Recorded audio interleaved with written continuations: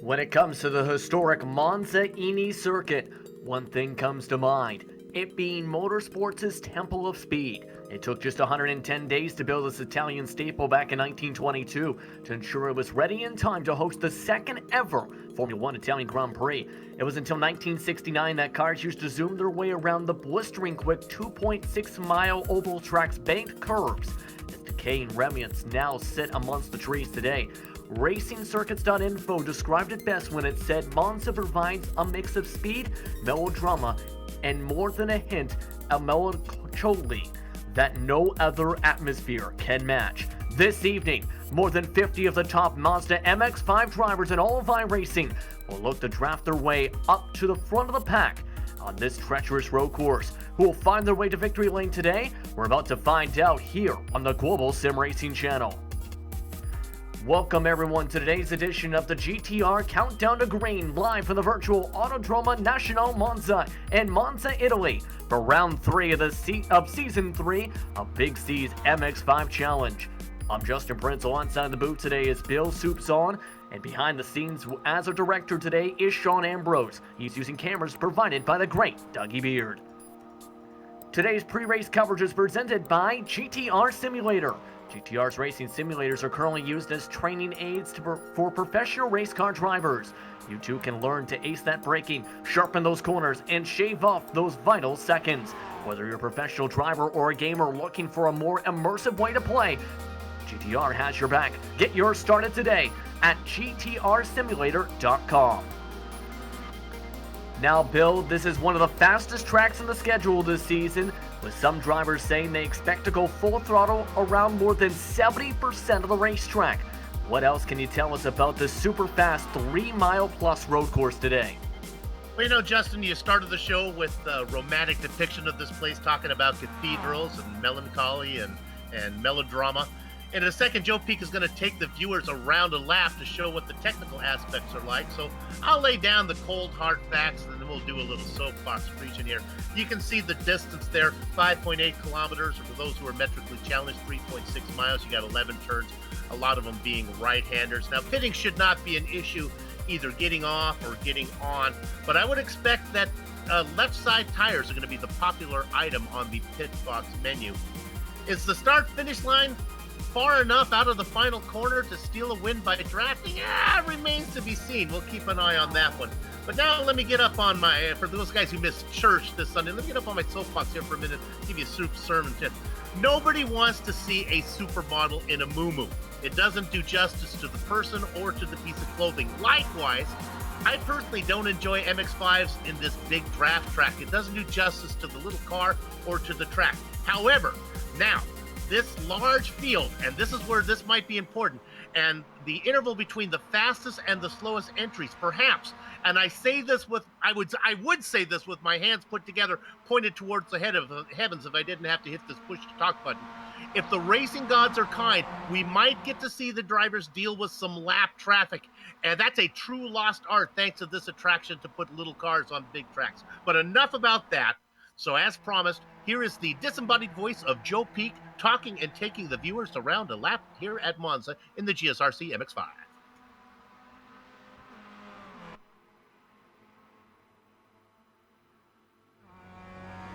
All right, we've got Amjad Yaman in the GSRC MX-5, so let's do a lap around Monza.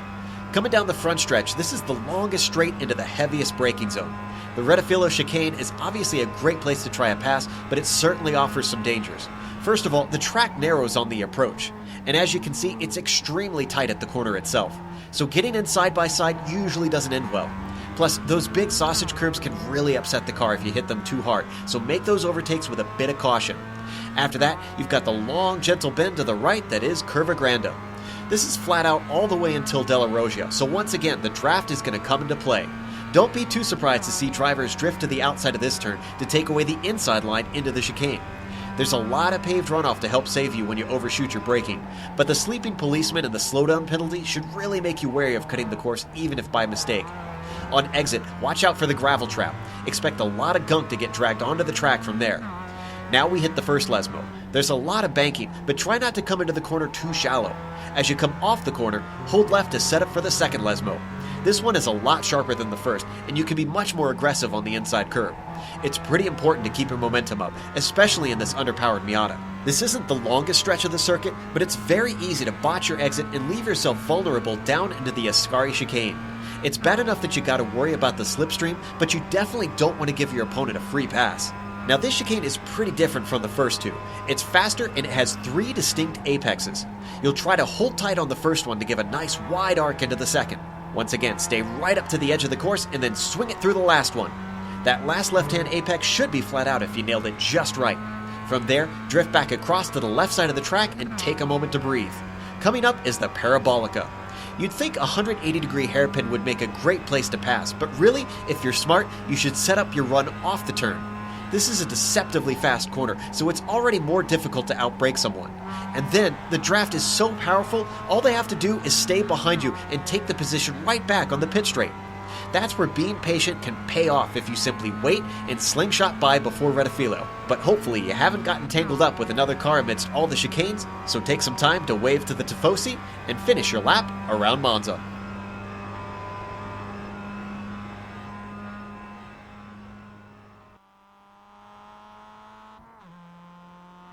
That was Joe Peak with your GSRC lap guide for today's action. But as the drivers continue to get ready for today's race, let's look over the Drivers' Championship entering round 3 of Season 3 of the Big C's MX-5 Challenge. Marcel Pagenaud is currently on top of the standings with 50 total points in the season. He was your winner last week at Mount Panorama. The man is second in the points, though, was the season opener's winner. After missing the last round, he is tied for second with Brandon Hawken. It is Rasim Fazuli that is in that spot. Clifford Eben rounds out the top 4. The man in 5th position, though, is Robert Hartley, who won the last time this series was at Monza. However, that was on the combined circuit. He's 27 points back of Marcel Pagenaud entering today's race. And for those tuning in for the first time in this 10-round season, let's take a look at the race details, Bill, because there is a lot to go over for today's action. Yeah, it's a 10-round series. Now, that's long enough for mistakes to be overcome, but not so long that it gets boring at the end. We are in round number 3. You can see the race length here today. We are going 40 minutes. There will be 1 pit stop. It's you're going to have to do it for fuel. Now, there's enough time to take tires, and I think they probably will here. Setups are fixed, so they're doing the baseline setup from iRacing. When it comes to an incident cap, it is an Italian smorgasbord out there, baby. As much as you want to eat, go for it. Don't worry about bouncing this car off track. Whatever gets you around fastest, just go for it. Top 15 score points. Maybe we'll talk a little bit more about that when we have time. And there are 2 fast repairs. So, man, if you don't finish this race, you've really had a rough day. Yes, indeed. And a lot of drivers had to use them on their pit stop at Mount Panorama because of how much bodywork was getting pushed up, whether it was the fenders dragging on the racetrack or from incidents. But on the left side of your screen are currently the qualifying times on the board. Christian Lindroth is currently on top of the board with a 2:13.381, with Alan Catali, Brandon Hawking, Jan Manuel Fernandez, and Gresham Wagner rounding out the top 5 positions.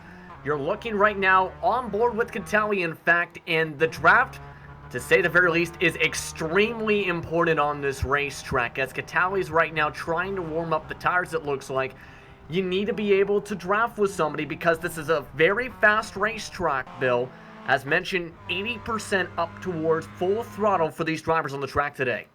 Yeah, there's no team championship per se in this series, but you do have teammates. And if you can manage to get together on this draft, because it is open qualifying, it's not lone qualifying where it's just one car out there. Get together with the teammates, see if you can move yourself up the standings a little bit. This track, some tracks qualifying really, really important. This one, you just want to be somewhere near the top, and you got 40 minutes to work your way up the train to get to the front. What you'll look for is a long train until somebody makes a mistake in the middle of the train, and then the fast guys drive away. The thing is, though, Bill, on top of that, between those long straightaways, such as from Parabolica all the way to turns 1 and 2, the run up from Curve de Lesmo all the way through the Curva de Leo, pardon me, and that's from 7 all the way to turn number 8 on the racetrack specifically. there's a lot of chicanes where you have to go from those high speeds all the way into what are essentially near hard braking zones. The action section is Ascari. That is the 8, 9, 10 chicane. It's the left one, especially in these MX-5s. You get the left side tires up on the curb, you bounce it, then you get the right side tires up on the curb, you bounce it, then you get the left sides up on the curb. There's no incident cap. Man, that's the exciting section. Long run down into Parabolica. Yeah, this is a fun track. There are a few technical sections here, but basically you're looking at a draft track, though.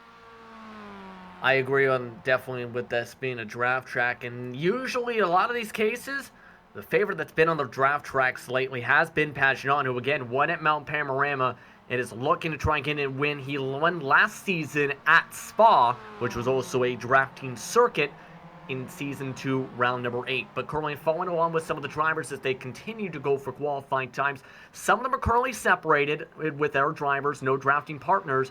Others, currently as we've seen in those major trains, the time difference is 2:13s to as far back as the 2:18s by some of the drivers today here, Soup.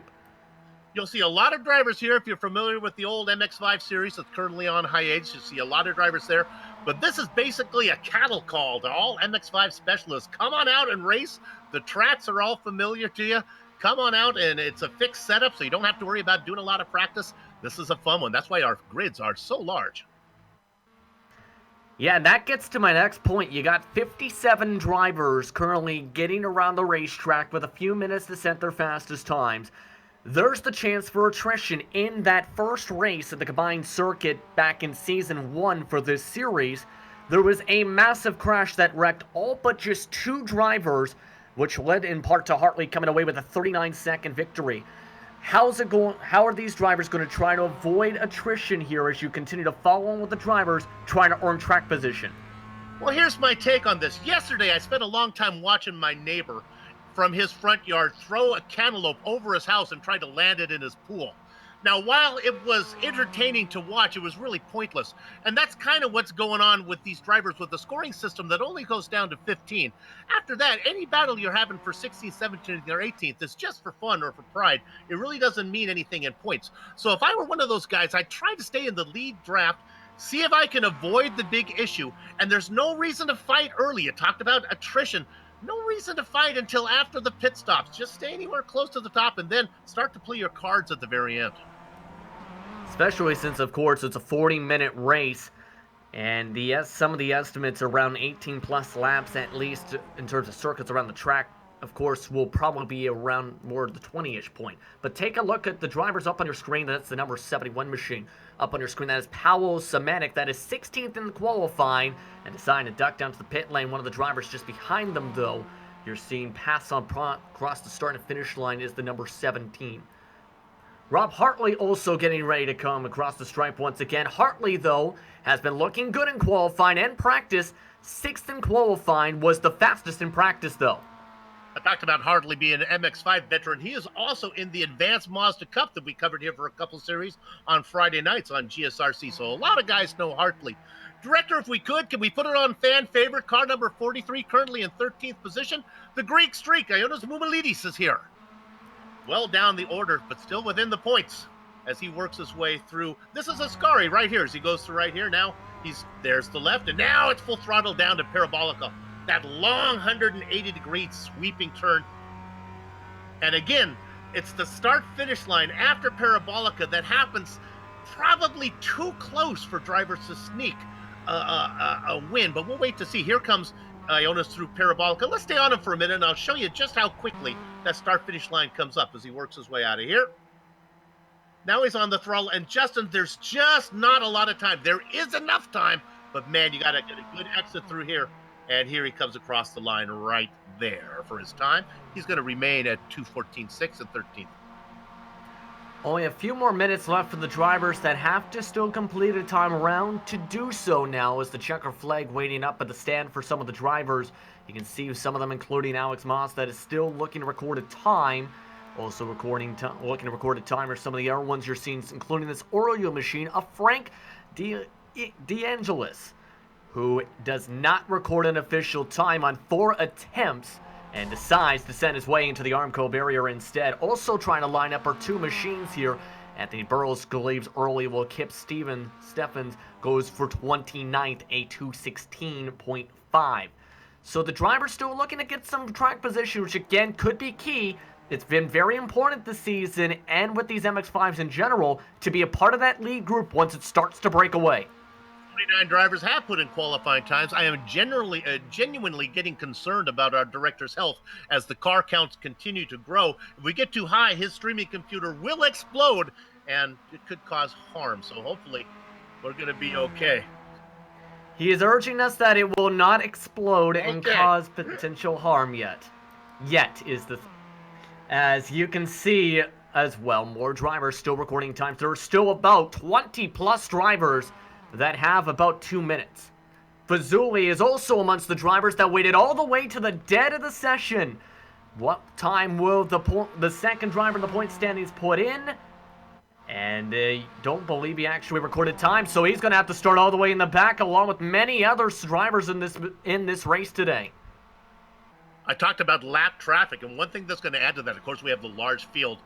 Also, 2 fast repairs, so guys can make a mistake, come back out, make a mistake, come back out. I hope we do see some lap traffic, because watching the leaders deal with that, especially with drivers they're unfamiliar with a large field like this, they're going to be coming up guys that they don't know. That's always fun to see how it plays out.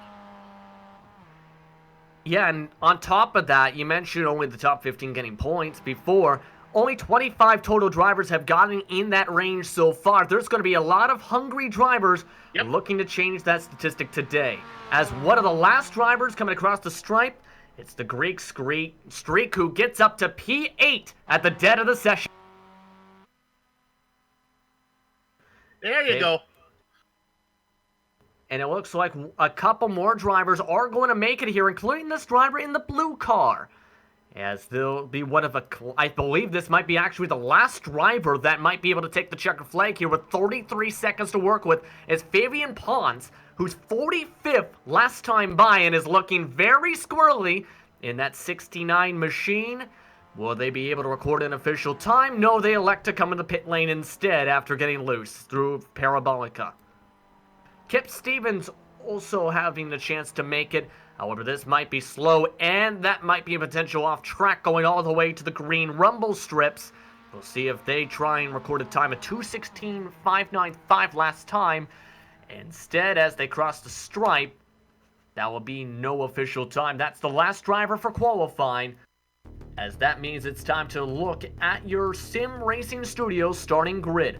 Want to enhance your sim racing experience but don't feel like spending hours doing it? SimRacing Studio creates plug-and-race sim racing accessories and software to enhance your experience without any DIY effort. Go to simracingstudio.com for more information. With that, it's time to take a look at your starting grid with Christian Lindwolf leading them to the green flag today. He'll start alongside Alan Catelli. Brandon Hawkins starts in 3rd position with Jan Manuel Fernandez, and Gresham Wagner rounds out the top 5. Robert Hartley starts in P6 with Kenny Brady, along with the Greek Street and Mumu Lidas inside the top 8. Yam Maz Torres will start alongside Alex Kersney, rounding out the top 10 starting positions, Bill. Next row, Clifford Evan and Stephen Van Ostrel. Nico Vamelini in the 13th position. He has Steen Ledger next to him. Mark Brightman and Charlie Collins after that. Miloslav Milishek in the 15th position. Next to him is Pavel Simichek. Jaroslav Kubala in the 19th spot with Anthony Burrows down there in 20th. Adam Mariak will start in 21st with Achim Kadiri in 22nd. Alongside in 23rd and 24th will be Robert Mason and Fernando Cigenario. Behind them in 25th, the 314 of Bruno Bagaria. 26th, Jonas Seeger with Javier Tejano in the back along with Alex Hunt. Rest of the grid popping up on your screen now as the drivers get ready for the green lights on the grid. Again, a gigantic field, 58 cars ready to blaze their way into turns 1 and 2 here, Bill. Let's hope we get at least 50 of them around cleanly on this first lap as they're lined up. But we got a good race. Nice and shady here today. Track temperature shouldn't be too much of an issue. I think we got a good one in store. Absolutely, the engine's starting to rev as they wait for the green lights up at the start and finish line. 58 drivers racing here at Monza. And a good start for Lindroth off the block. Meanwhile, Catali trying to defend the bottom side. Hawkins side by side for second already, as 50-plus drivers zoom their way down from the start and finish line all the way into turns 1 and 2. Lindroth tries to defend the bottom side and gets a good run as they all go in side by side with some contact already, 10th on back. Catali with a horrible start falls back a little bit. Pretty much, though, a lot of the drivers are we got a big pile up in the back, though. 7 or 8, 9, 10 cars. And a lot of drivers involved in that one. We'll take a look when we can. Here is the rest of the drivers look to complete lap 1. Total estimated distance, 18 laps. Fuel is expected around maybe 20-plus-ish laps, but it could potentially change as the race goes on, though. Remember, shorter fuel tank. Lindroth, Hawkin, and Catali in the top 3. Hartley already up to 4th. Good starts for Brady and Fernandez so far in this one as all the drivers go single file as more cars are off in the grass. It continues to get a little bit hectic in the back. The good news for the drivers in the back, you were too far back to score points anyway. Plus, you got 2 fast repairs. Get that car in there, come on out, have some fun the next 38 minutes. Already 2 drivers into the garage area having to take tow trucks here as the drivers work their way to the second drafting zone all the way towards Ascari. Lindroth's already got a 10-plus car length advantage nearly in front of Catali as they work their way to the corner. Catali struggles through turn 8.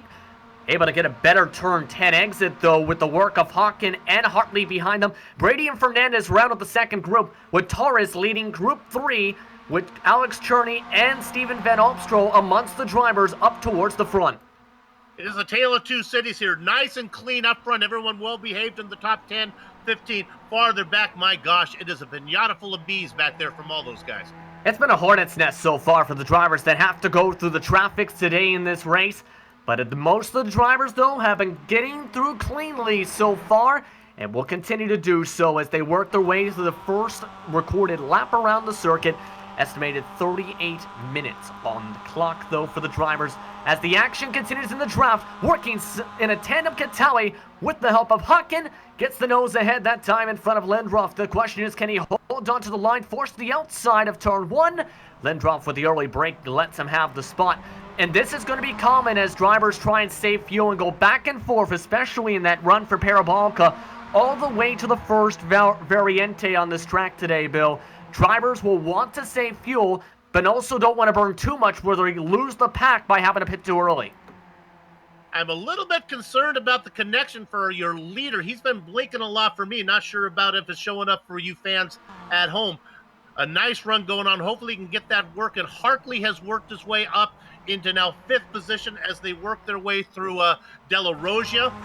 The front train goes all the way back. We're on Hartley right now. That train goes back, I think, to about 10th. Van Opstra, maybe the caboose of this lead train. Yeah, this lead train's actually picking more and more cars up technically. And already the drivers separate from first to 20 in just about 12 seconds. However, it's a long train of the drivers inside of that. They're only separating a lot of the drivers by about half a second. So the speed's picking up as you still follow along with these drivers. As look at how many are just lined up inside this train. A couple drivers up front that have had trouble. You have the driver who qualified in 5th. That was Wagner. He is well out of the race now. And also Mumalides, who was in 8th. He's down in 19th. The rest of the top 10 still up there racing. Amongst the other drivers that had to take fast repairs already, Powell Samanik, Anthony Burrows from the first corner, Vincent Vander Hayden amongst the drivers, also in the back with Josh Fox and Mitchell Valls. But the drivers side by side up on your screen. Look at the run. Trying to get on by as Lindroth does get the pass done to Catali. Catali lets that one go. Hawkins back there watching the whole thing from 3rd. Here comes that start-finish line again. You'll see that it is a very quick line. It's going to be hard to make the pass. Now here comes the pass down to the inside as they head down into Redifilio, that first chicane. The right side is the preferred position. Yes, indeed. Right now you can see Catali able to get a run, though, to get right on by as Hawkin tries to watch the 2 drivers scrap On the outside, Lindroth trying to squeeze Catali. Catali, though, able to get the better run along the rumble strips and launches off the corner, able to take the race lead once again.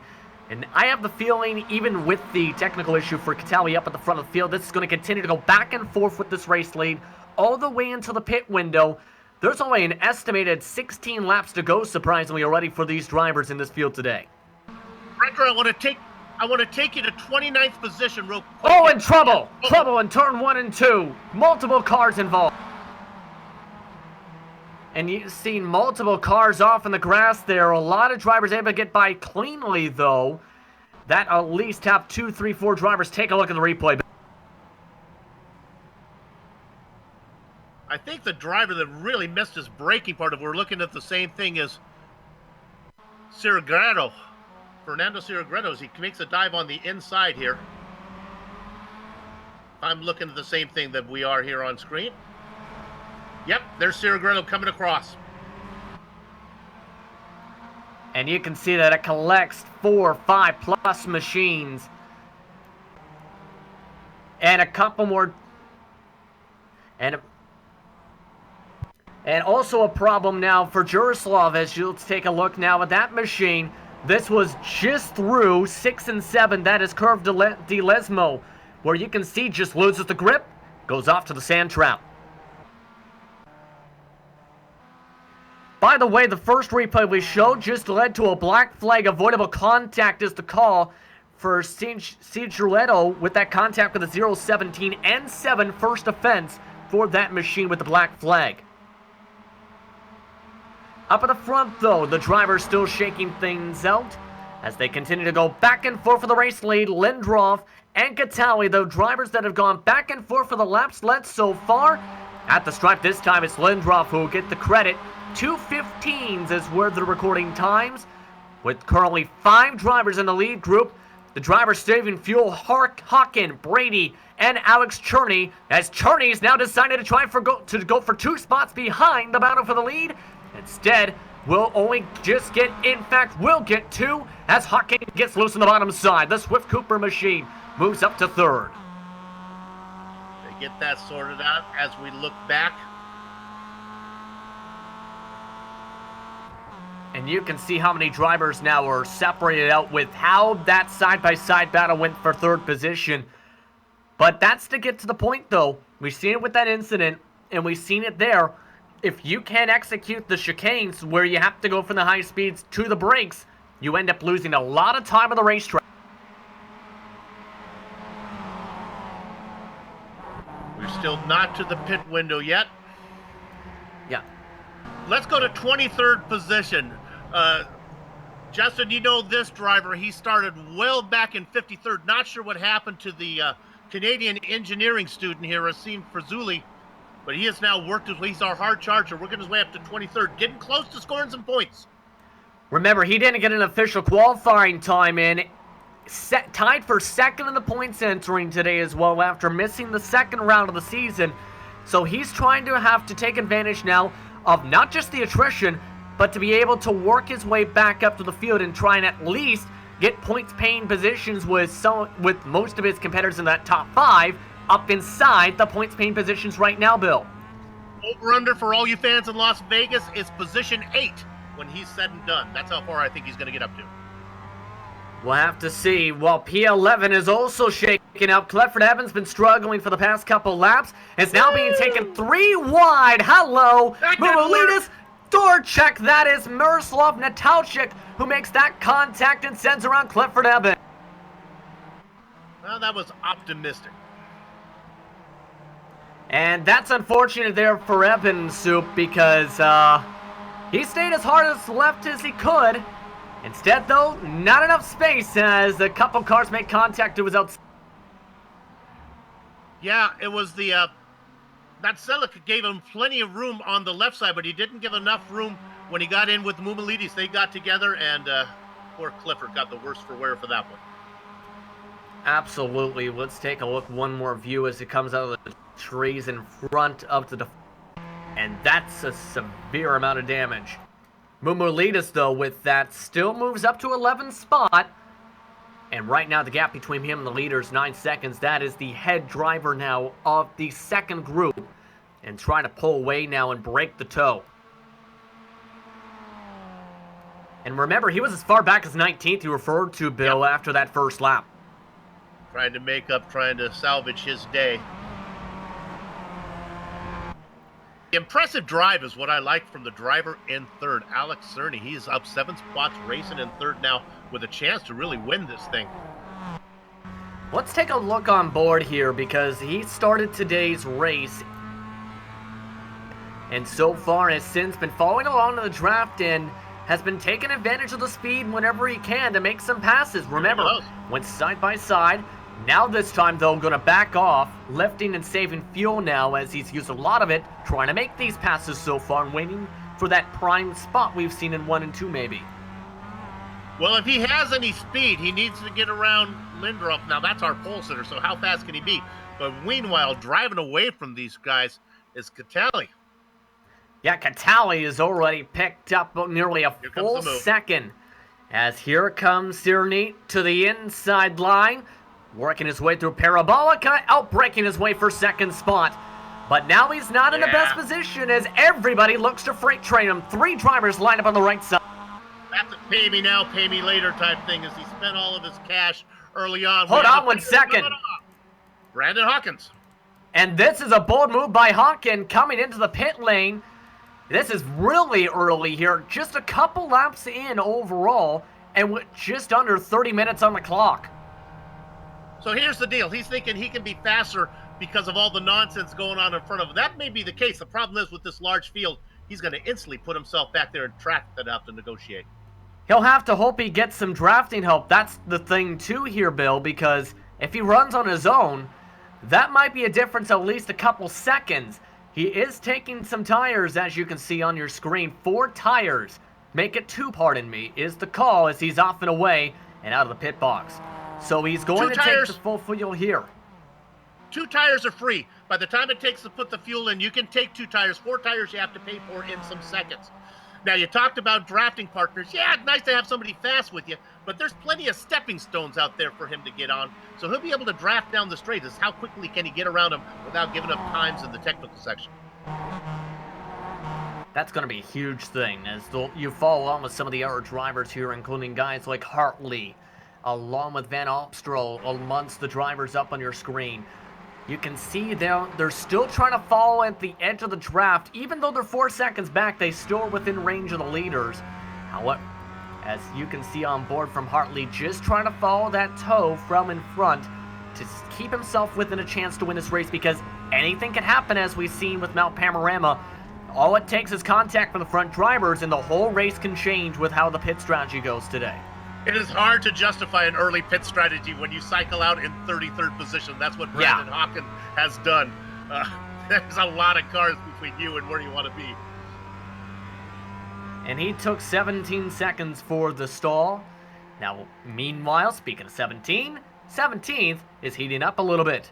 Mark Brightman along the amongst the drivers that are inside this grouping here. That is all the way as far back as 17th round, with Adam Mariak in 14th, leading the group led by now with Charlie Collins. Natasiak also amongst this group of drivers now, along with Kadiri. This is also that same group we've seen with Mumulidis trying to pull away with some time here. We'll have to see what line they take. They all take the defensive line.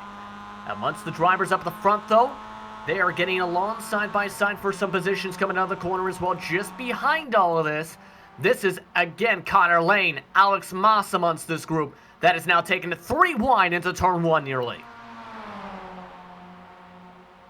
Right. Look at that as they race 2 by 2, going into the corner like animals ready to get on the trouble in front of them. Charlie Collins involved. 3 cars wrecking. Make it 4. And these drivers up on your screen are about to have to pass them.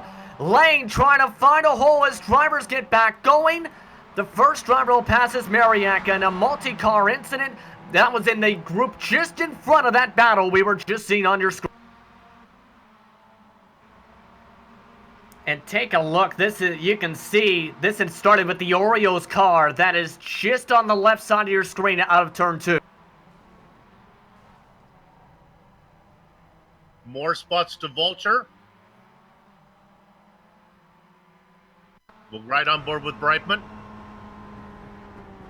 And Brightman, you can see on board, was at the back of this grouping and just trying to fall in line, and then all of a sudden, you're going to see the Oreo car start to lose grip, and hello smoke. And he ends up having to dodge a bunch of drivers and knock down some precious cones to try and save his precious race. Just to give you an update. As we look at the leaders, I'll just tell you that Fuzui is now up into 18th position. He gets closer to those points. And Hawkins is 42 seconds behind the leaders. Look, though, who's getting a run for the lead. It is Kenny Brady looking to dive, able to make the pass. The switchback, though, Brian Catalway works on the bottom side of Parabolica to take the lead right on back. But all this shuffling is going to allow everybody else in the lead group potentially back into the conversation. They got a chance for a huge draft down the front stretch here.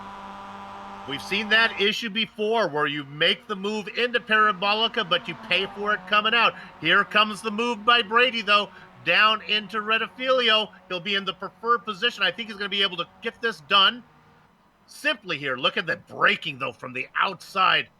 But he gets it settled out. He should be able to get on the throttle. Gets a little bit loose. He's going to lose a little bit of momentum, but he's okay. They are fairly cool on the racetrack, 78 degrees track temp. But again, these cars have been pushing and pushing and pushing for lots of pace. Take a look on board with third place. This is Lindroff as you look at those track conditions up on the top side of your screen, who's also looking towards the left side of the racetrack. Pushes right on by for second spot along with Brady, moves Catalli back to the race lead as well. Heck of a push. Catalli is a racehorse. He does not like to follow anybody. If he loses a spot, he likes to get it right back. And Catalli looking for a victory. Take a look at Hartley, though. You've seen he had the fastest lap last time by. All that shuffling involving Brady allowed his group with Torres, Van Opstrow, and Kip Stevens, who is a driver who's already had to take a faster pair, by the way, back into the conversation with the rest of the leaders.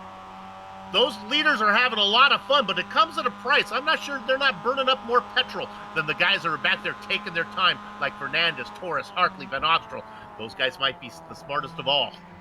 And look who's trying to make a pass in front of them. That's for fourth. Cirni had a bad run through the first part of Ascari and let Fernandez get an opportunity for the run.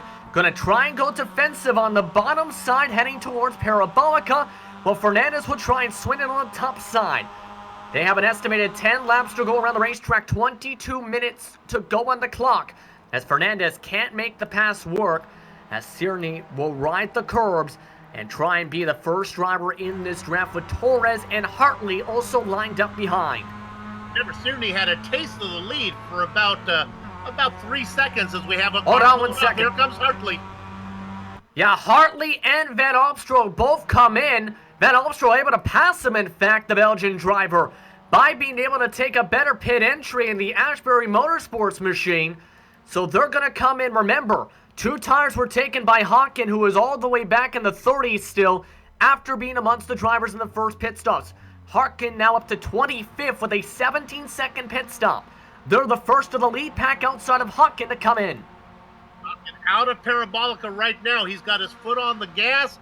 Nothing but straight line ahead of him. Let's see if he's able to jump these guys. He's coming across start-finish line right now. Now the other guys are rolling.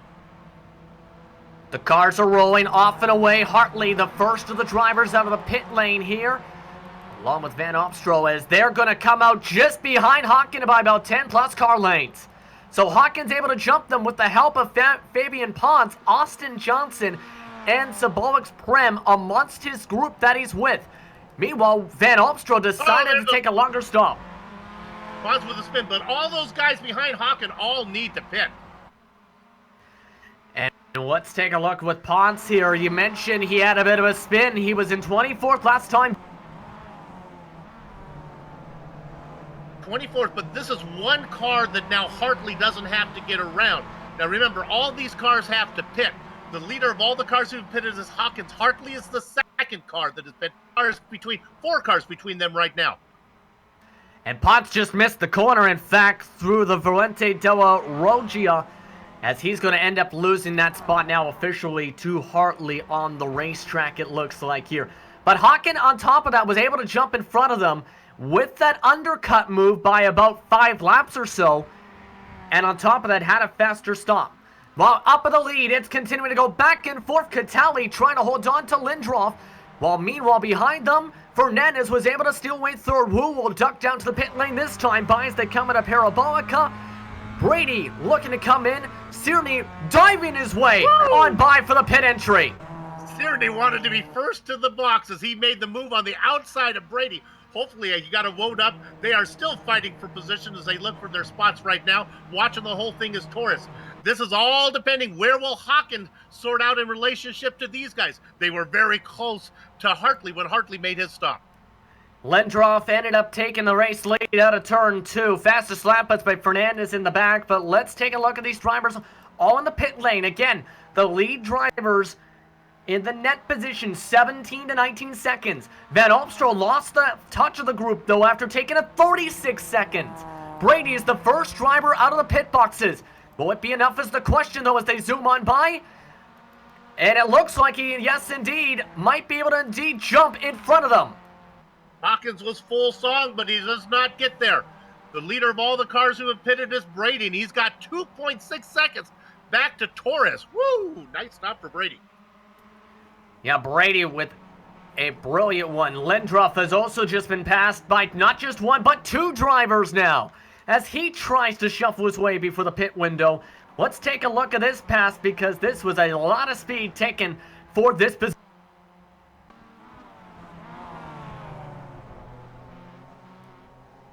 And you can see, Soup, just how much speed was carried by Catali and Fernandez, and how much grip was lost by at the time Lindroth.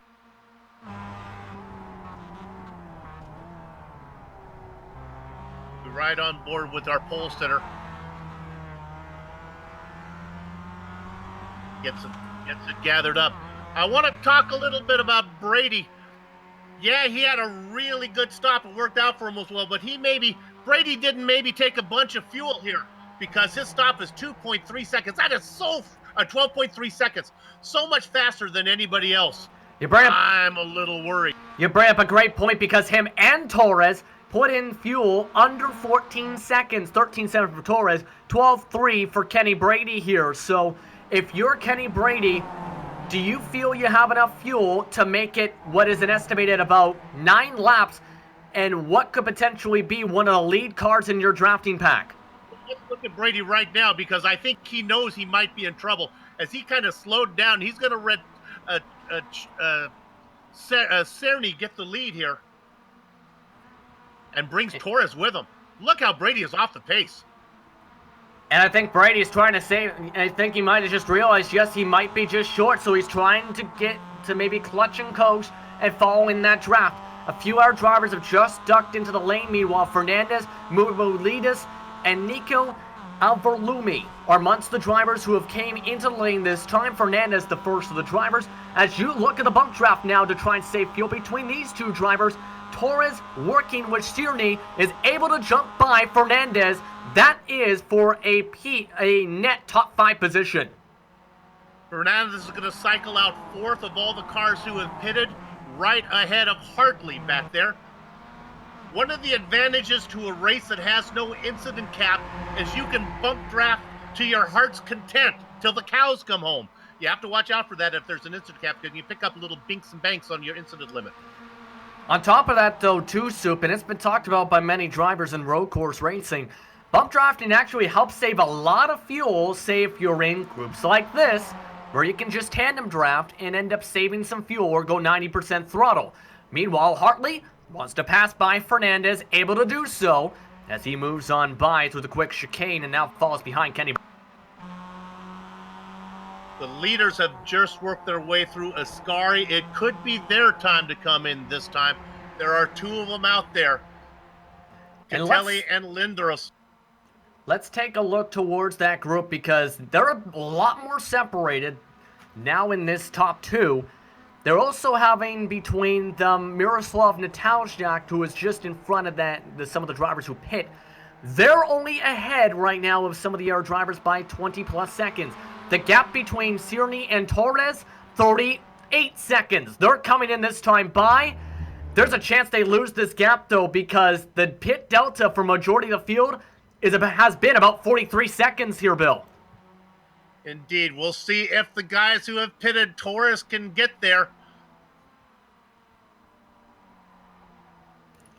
And you can see right now their group lining up. Again, they're the net leaders. Catali's overran his pit box. Catali overran the pit box, so he might lose a chance at the win here with that situation. Every other car is ducked into the lane that had to pit, but Cierney in the potential net lead spot. Will he be able to jump on by is the question.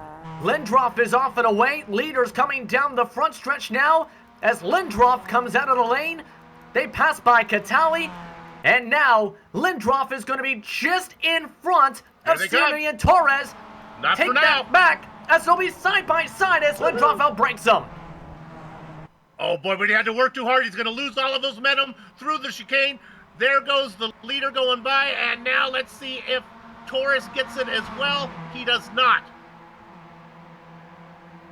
So taking the lead is Alex Cierney with Lindroff to second, Torres in third. Torres tried to hang on the left rear tire well that time of Lindroff. So they're now into the top three. This is now the top three of the track with an estimated 7 laps to go. 6 this time by.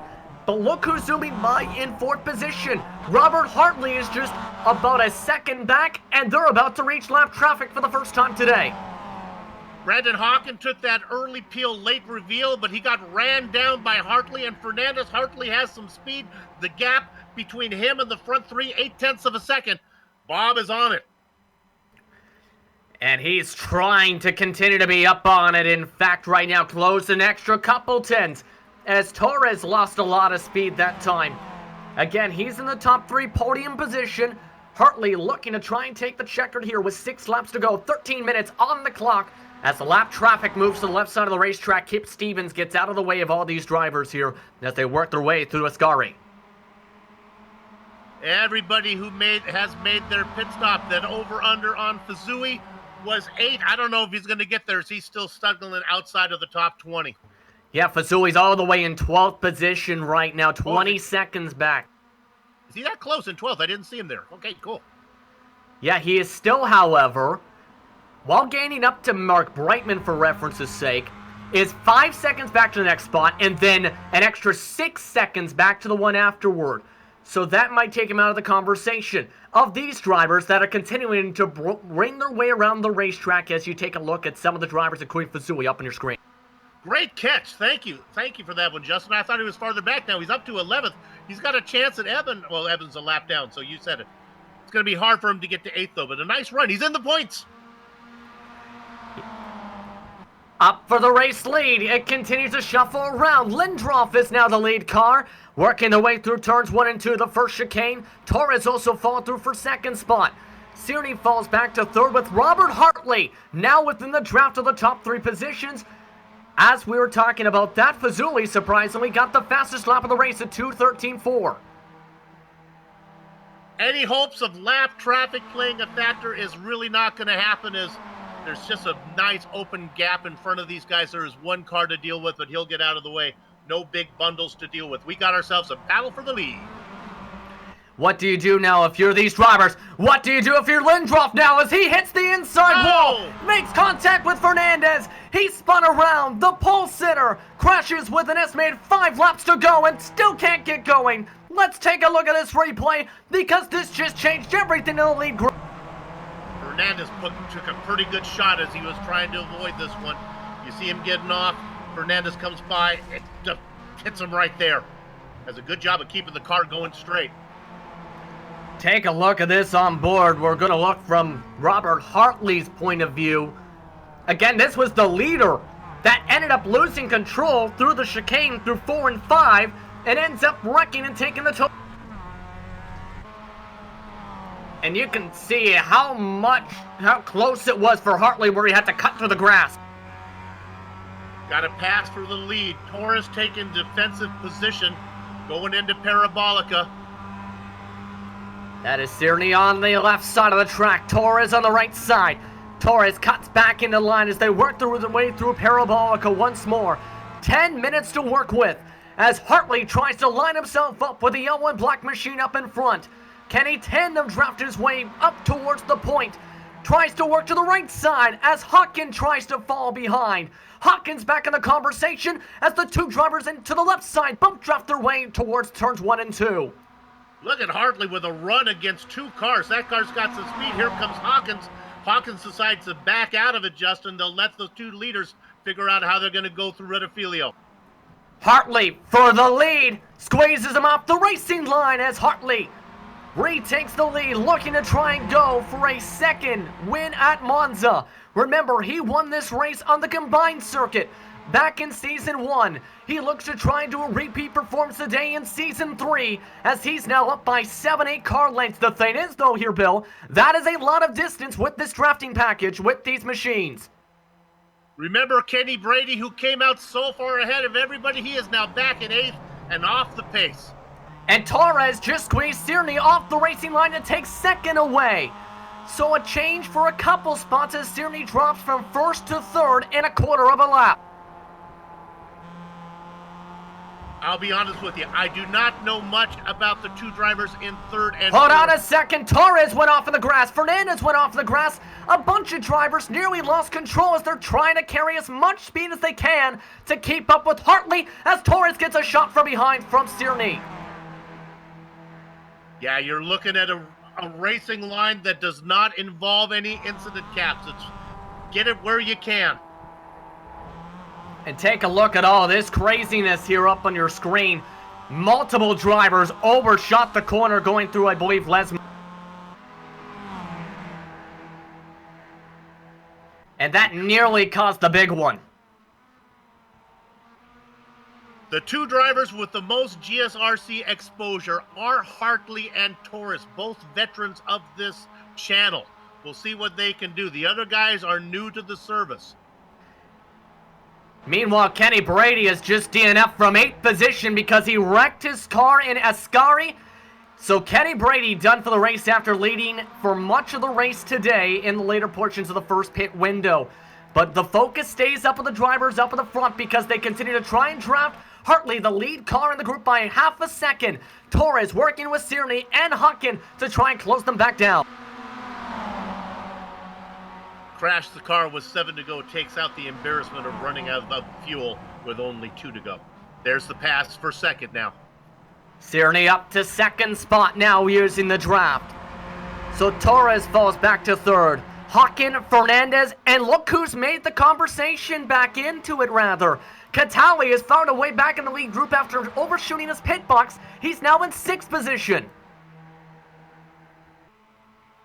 Don't need to go there, but let's tell you, Fazui is up to 9th. You can see it in the column on your left. A lot of drivers looking to move up spots. Fazui has also closed the gap to the leaders to 18 seconds, so anything that can happen up here, the next group is 8 seconds on, back with Mumu leaders, and along with Fazui in the next group on back from there, 16 seconds. So right now, Hartley tries to lead them along the racetrack as multiple drivers kick up the sand with 6:35 to go here. Now, if you're, say, Hartley, what do you do to try and keep this lead? Because he has been a strong contender in this series so far in the past couple seasons and is looking for another championship. What do you do if you're Hartley to try and find your way to victory lane for the first time in Season 3? Robert Hartley going to want to stay out in front. This is not the case where you want to sit back there. He's got enough fuel. He's confident with his numbers. He's going to put some pace in here. See if he can thin the herd a little bit, make this a 2-car battle, 3-car battle, rather than a 6-car battle for the lead. Cerny has been fast all race long. Torres has a lot of experience. He could do it. And then there is the man who I admire for making that early stop, Brandon Hawkin. He came in early. He is right back in the mix in 4th. And the thing about taking that early pit stop, I think he was hoping that by this point, he'd have less amount of fuel in the car, which in theory means less weight in said MX-5, which allows you to go faster on the track. So Hawkin might be hoping to take advantage of that in the draft again, as they worked away an estimated 3 to go for the drivers. Hartley on the right side, defensive line as Cerny checks up. Torres looks to try and make the cut to the right side, looking to make it 3 wide. Hawkin as he cuts back off, as Torres gives a shot to the back end of Robert Hartley's Excite machine. How about a tip of the hat to Hawkin, who was thinking about going down there and thought better of it. Wise decision. He's going to have a hard time hanging on to fourth, though, as they are coming up on him. That is Fernandez back there, and Catelli now back into sixth. And Torres, I don't think, is being too patient now. He gave that huge shot to Hartley that nearly bounced him to the left side. He now looks like he's hungry to take this race lead. He came in 7th at the points today and is looking to find his way into victory lane here in Season 3. And all that shuffling, Bill, has broken the pack apart. Hartley and Torres know each other very well. They are not teammates, but they have raced countless laps against each other. They are very equally paced. And Torres looking for a win. Last time he won in the series back in Season 2 at Interlagos. It's now just a car length back of the Excite Racing machine as they kick up the sand once more. But talk about a drive as well, though. You mentioned Cerny a few times, who is still inside the top 3 just behind these two machines and is looking to take advantage if Torres tries to make the pass. They're getting close now. Now you're getting in the position where you cannot afford to be in 3rd or 4th or 5th and have hopes to win in this thing. So watch for things to heat up in the back part of this front lead train. Right now, all the drivers shuffling. Cerny overran the exit of Ascari, but able to give him some space as Brandon Hawkin allows him to get back on the racing surface. However, losing momentum is that blue number 10 machine. Hawkin will help him with the bump draft. Those 3 drivers trying to stay within range of the draft as Torres early breaks in front of them heading through Parabolica. 2 laps to go this time, 3:26 on the clock. Don't need to go there, but look at the column on your left. Fazui now in 8th position. Soup knows how to set a betting line. And right now he's looking to win Soup some money. Meanwhile, Torres looking to win a race. Trying to bump draft in front of these 2 machines. They're bump drafting, while these 2 machines also bump draft right behind. Meanwhile, Mumu Linas behind is in P7, while the leaders shuffle their way through turn 1 and 2. Cerny forced to get out of the bump draft with Hawkin, able to keep P3 as he squeezes him and Fernandez off the racing line, while Catelli tries to take 5th away. It looked like some NASCAR racing from a few years ago where it was tandem there. Hartley and Torres were trying to be faster than Cerny and Hawkin. The 2 cars in the back were faster than the 2 cars in the front. And take a look right now. This side-by-side battle is still on for 5th position. They're working their way through the quick second Variante. Tally able to take the spot away. Moves back up into the top 5 after being a contender in the lead for much of the early portion. Now it's the question, though, of what's going to happen up at the front. Lap and a half to go estimated on the racetrack, Bill. What do you do if you're any of these drivers drafting behind Hartley?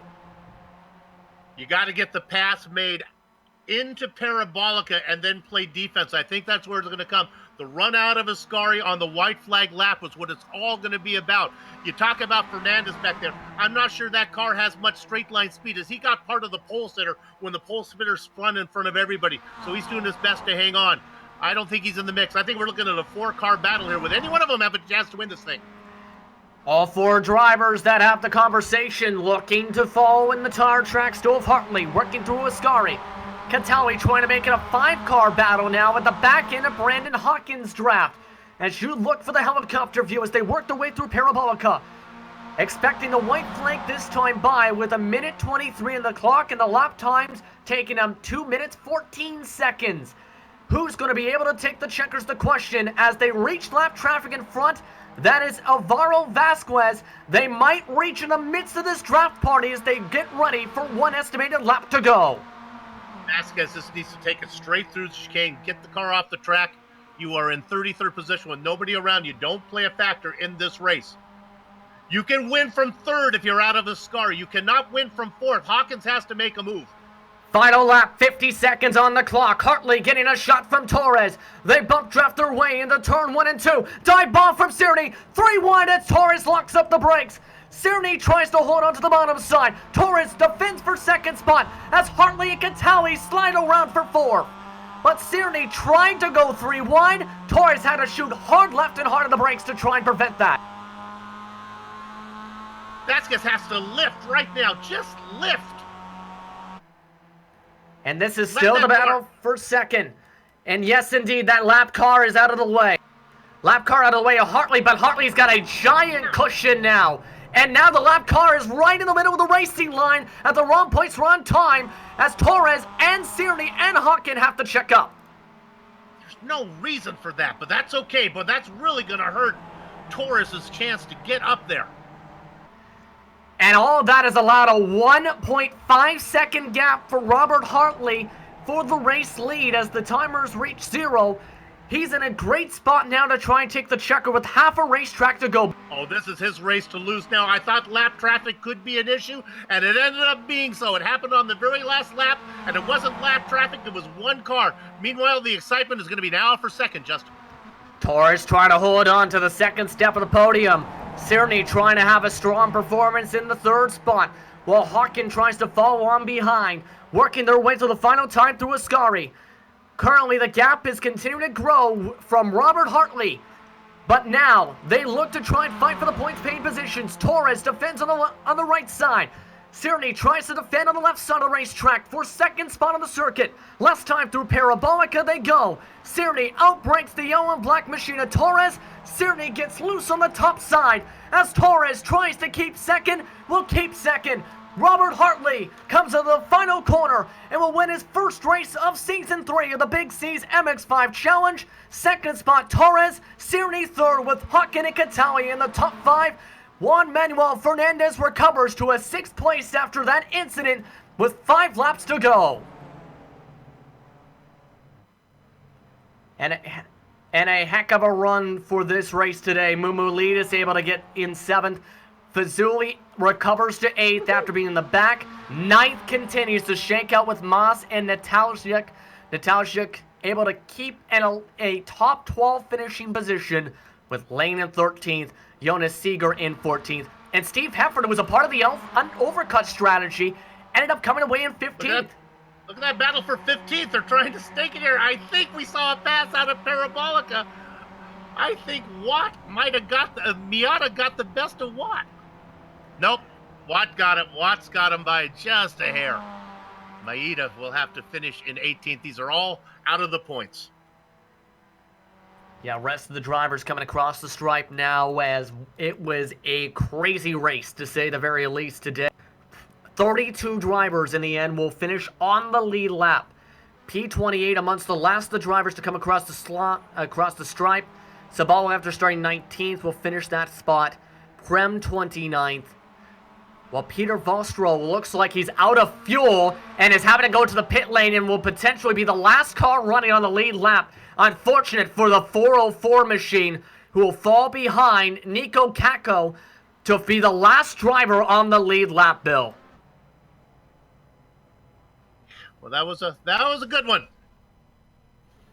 And just to shows the importance in strategy and how the racing can go here in the thrower. We'll take a quick break here in the Global Sim Racing channel. When we come back, we'll have post-race coverage for the Big C's MX-5 Challenge here from the Monza Eni circuit.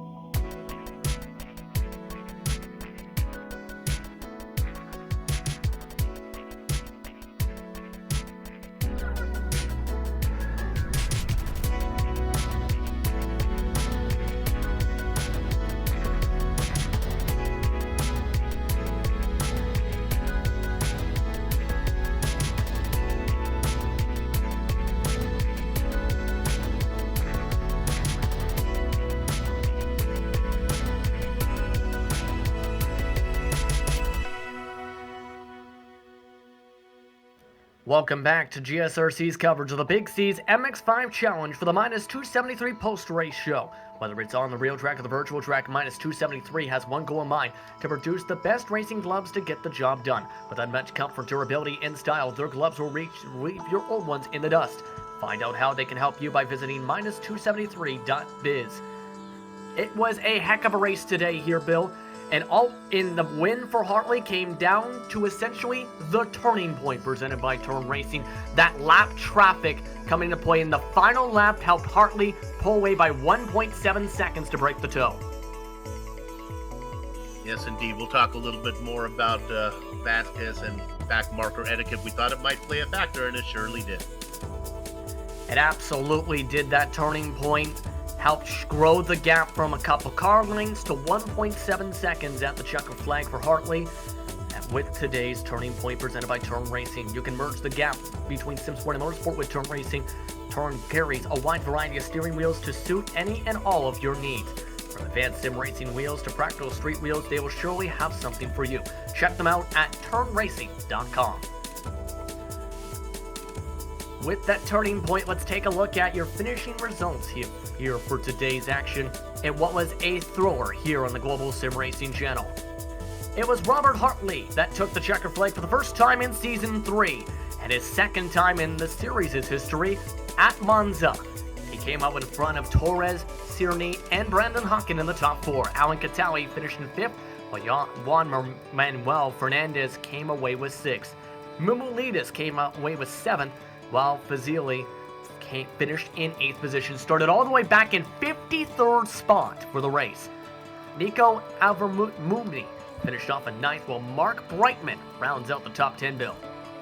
That Fazui over-under was set at 8. If you bet the over or the under, you're going to push. In 11th, it's Alex Moss. Miroslav Nesses in the 12th position. Connor Lane behind him. Jonas Seeger is in 14th. 15th goes to Steve Hefford. It is Melina Mann in the ribbons and curls, all Sweet 16th position, with Owen Motts after that. Atsui Maeda, that's a veteran that we've seen many times, in 18th position. It's going to be Bruno Bunagora in the 19th spot, just ahead of Jordan Robinson. Justin. Tijo Rasmussen finished in 21st, Josh Fox 22nd, Fernando Signoretto in 23rd, with Jackson Silver's 23rd spot. Fabian Ponce was in 25th, was a part of the drafting group for Brandon Hawken at one point, while Yaroslav Sabala finished in 26th. From 50th to 27th, when Prem at the checker flag, while Austin Johnson came away in 28th spot. 29th was Michael Vowles, with Frank Sebastian rounding out the top 30 finishing positions. In 31st, it's Nico Kaku. Peter Vostrel in the 32nd position. The last two cars on the lead lap, Alvaro Vasquez and Hikam Kadiri, go in 33rd and 34th. Clifford Evans was racing in 11th position when he started. He'll have to settle for 35th. Adam Marek in the 36th position. 2 laps down also was Kip Stevens. Kenny Brady, we saw him up front for a while. He led after the pit stops, but that was short-lived, from 7th to 38th. Our pole sitter will have to settle for 39th. Was Kristen Lindrup in that position. Alex Hunter in 4th. Javier Tianjo finished off 41st. Stephen Van Obstro, who was a part of the conversation at one point, finished 8 laps down, 42nd. Paul Rigoli in 43rd, with Steen Ledger 44th. 45th, Charlie Collins. Remember, they were involved in that turn 1 and 2 incident, the midway portion of the event. Robert Mason, 46th. Howie Karkinen in 47th, with Luis Felipe Calderon in 48th position. Frank DeAngelis in the Orioles machine finished 49th, with Gary Anderson rounding out the top 50. Let's finish off the grid here, as these drivers were 17 to 18 laps down. These guys did not make it past the first 2 laps of the event, essentially. Anthony Burrows in 51st, Paul Samanik 52nd, Vincent Vanderheyden 53rd. Gresham Wagner, he started in 5th, ended up not even completing a single lap around the racetrack. 54th is his finishing position. Renard Leflavor finished off in 55th. 3 drivers missed the start, in Julian Rambard, Sean McDonald, and Charles Quineros. But in the end, the man who took the victory today was Robert Hartley, his first time in Season 3, his second time in series history at Monza. Robert, how does it feel to be back in victory lane here in the Big C's MX-5 Challenge? Oh man, it feels good. This field was stacked. Congrats to the guys that got to run up front. It was a tough race. Talk us through the battle to try and get up to the race lead first off, because you were all the way as far back as about 5th or 6th in that drafting group at about right after the pit window, but slowly but surely gained more and more spots all the way until you got to the lead before the checker flag. Yeah, I had a really slow pit stop, and after the pit stop, I had to push hard. Ended up finally catching the lead draft and took the lead. My strategy was to be in the lead for the last few laps and try to defend. And I think Torres was going to push and wait to the last couple straightaways, and I think a lap car got in between them, and I broke away for the win. Yeah, that was our turning point presented by Turn Racing, essentially. That lap car helped grow that gap to 1.7 seconds at the checker flag. But of course, we've seen a lot of drafting and a lot of passing today. How was it to try and make sure you timed up the passes at the right times to make sure you didn't go over aggressive? Because we've seen in a couple cases, you go through 1 and 2 side by side, that can lose you up to about half a second potentially. Yeah, exactly. You don't want to. You want to try to clear them before turn one. Preferably try to pass before the last corner, but you just got to time it up, get a run on them, try to make that move down the straightaway. Now, of course, this is your first victory on the season.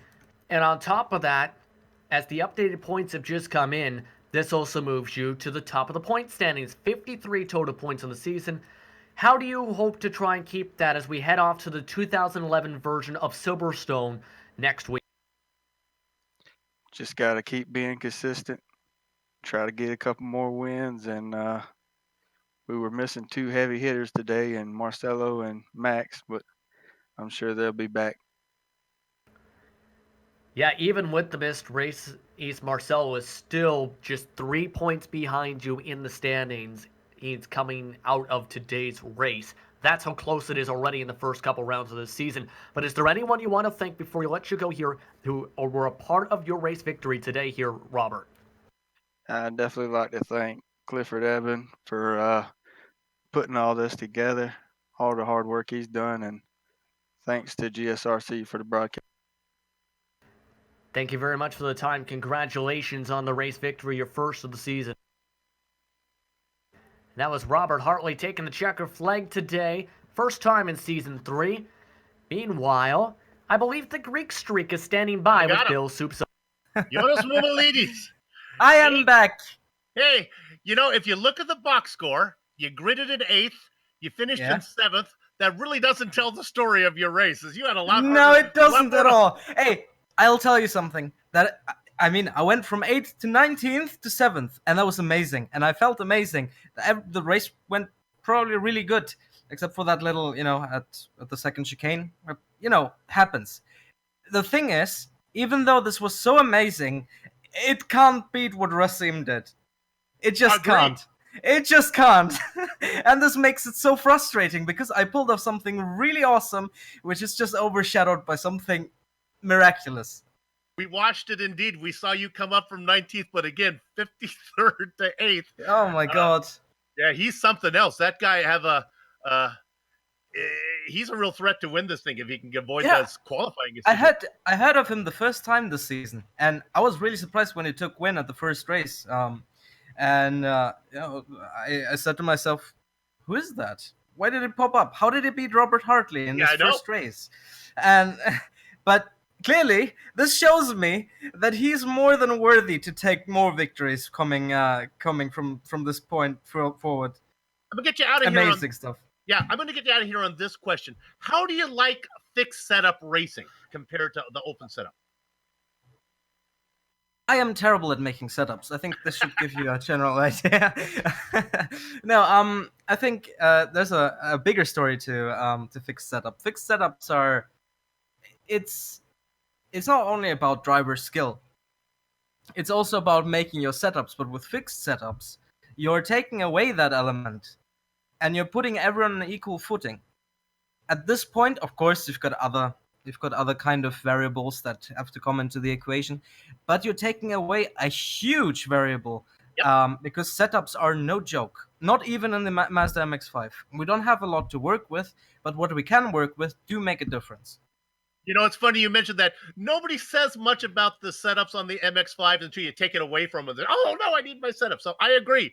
Even though there's not a lot you can do, it makes a big difference. Hey, congratulations It with a does. good run, buddy. Good Thank job. you very much. All right, we'll see you I'll down the see road. that I can show up more often. All right, Ben. Good to see you here. All right, Thank you. Justin, you get to talk to our hard charger. Yes, indeed we do. That is Vasim Razuli that is about to join us here in the broadcast booth. Thank you very much. In the Greeks, as we'll try and bring over her Razuli right now to the broadcast booth. He now joins us here. He's a hard charger for a reason. 45 gain positions, Rasim.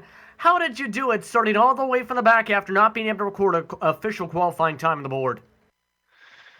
Yeah, it was a tough race.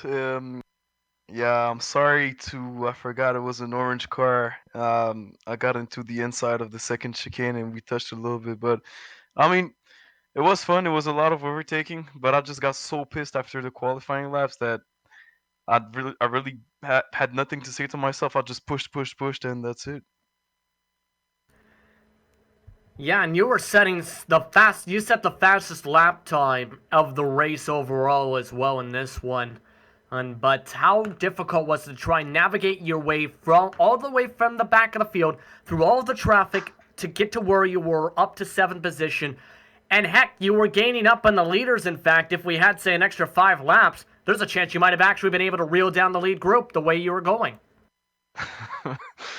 Well, I mean that's motivating for the rest of the season, but of course, eighth position in this tight of a field is not really it's not really wanted. But yeah, it was really just going from draft to draft to draft to draft, and once I was alone, it was hitting my marks, and from there, I was just trying to keep it clean.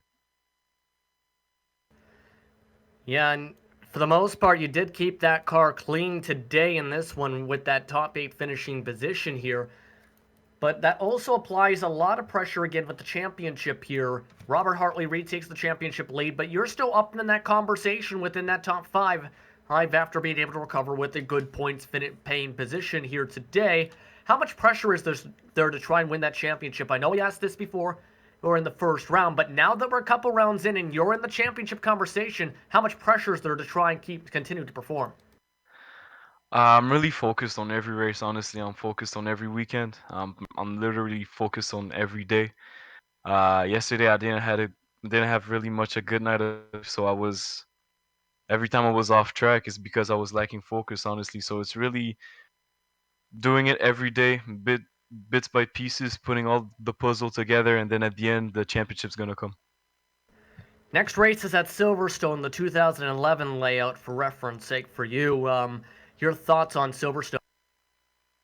I love it. I love it.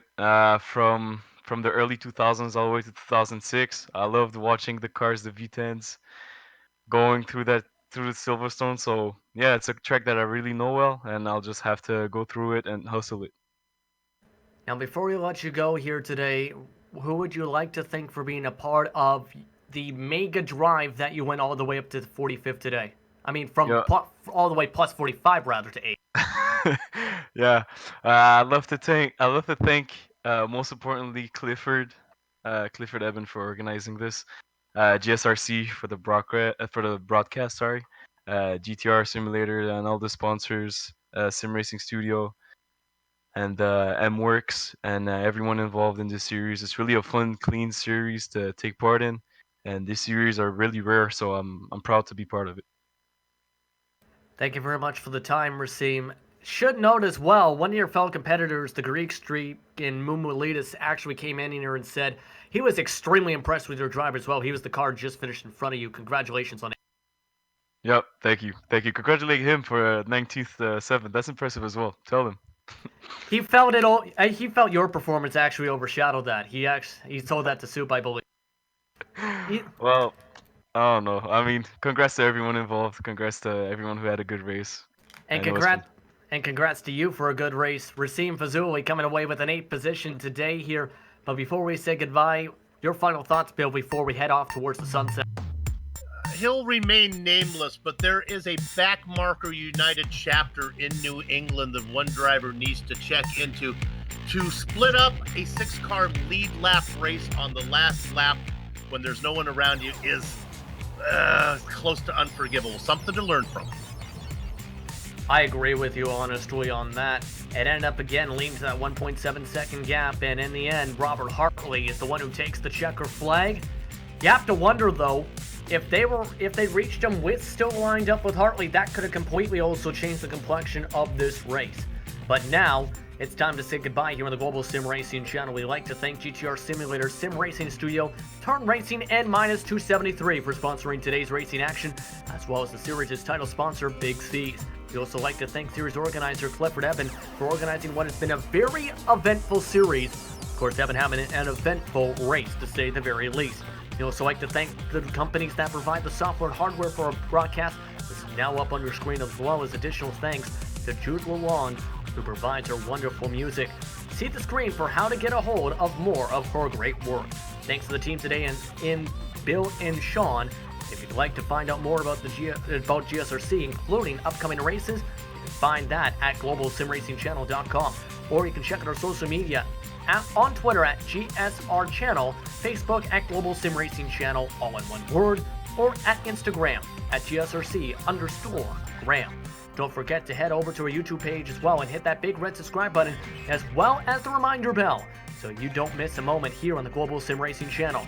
Next race goes to Silverstone's 2011 racetrack for the historical Grand Prix circuit. It's going to be one filled with challenges, some quick set left and right, a very technical track. Who's going to be able to come up on top? Be sure to tune in here on the Global Sim Racing channel. You can also tune in to one of the many upcoming races for our series listed on your screen, so check those out and mark them down on your calendar. But until next time, race clean, race hard, and we'll see you on the track.